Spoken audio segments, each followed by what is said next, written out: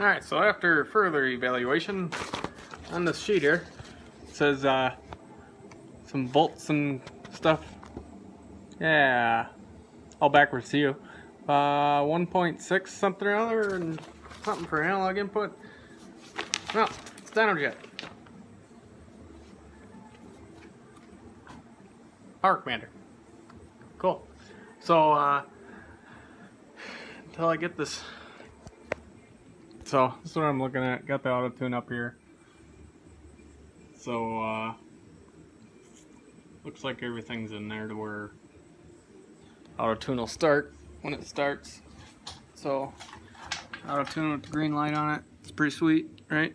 Green light. You see the green light? Yeah, green light. Green light. Get the power commander green light. Turn this thing off. But that's it for now, guys. I'll keep you updated with intake and stuff when that comes. I gotta put a couple other things on here like the fuel pump or the oil pump, the larger injector, the 34mm throttle body, and I did get that cam chain tensioner thing, so good thinking. We will see you guys soon. Bye for now.